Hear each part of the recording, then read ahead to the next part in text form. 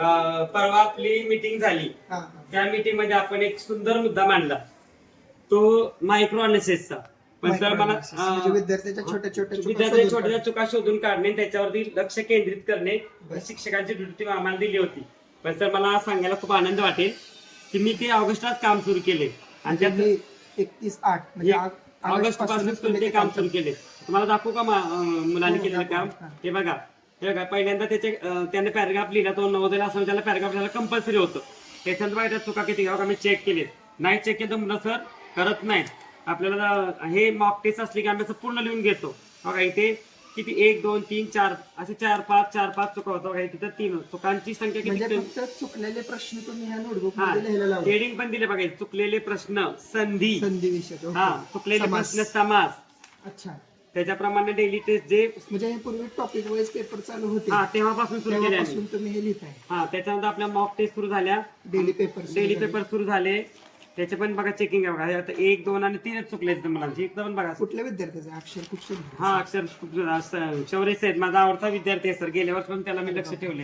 हे बघा सर, युपीएससीच्या मुलांचा अभ्यासक्रम आहे आणि तुम्ही आतापासून करून घेता. आतापासून करून घेतो. त्यातला त्यांना कुठलाही प्रश्न विचारा.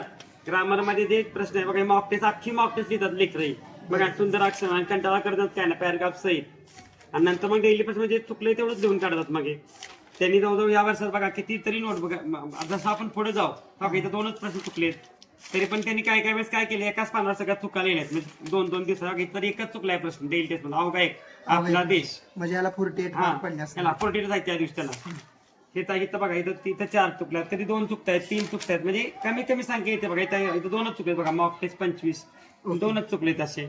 इथे 4-5 झालेत. मग चाल बघा इथं 2-3 चुकले. आता आजच्या अजून आता करायचं. आता मी पेपर दिलाय जवळजवळ 31 टॉपिकचे त्या मुलांनी ते लिहून काढले. काय टॉपिक 31 झालं. अजून खूप करायचे. आता तर हा महिना, आज तारीख किती आहे 8 नोव्हेंबर.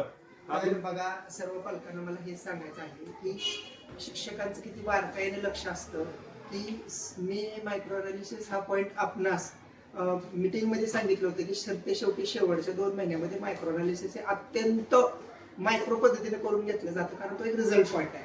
सरांनी हा पॉइंट ऑगस्ट पासूनच चालू केलेला आहे. म्हणजे त्या विद्यार्थ्याचे आता फक्त 1 ते 2 प्रश्नच चुकत आहेत, म्हणजे हा विद्यार्थी 100% चांगल्या मार्काकडे जाणार.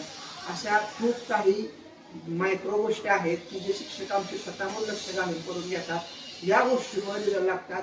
कुठल्याही बॅचचा विद्यार्थी असू द्या, त्या बॅचच्या विद्यार्थ्यावरती वर्कआउट करत असताना शिक्षकांचं खूप बारकाईने लक्ष असतं आणि इथून पुढे लक्ष राहणार आहे. ही आमच्या इन्स्टिट्यूटकडून आपल्याला हमी आहे. काळजी नसावी, आम्ही पूर्णपणे काळजी घेत आहोत.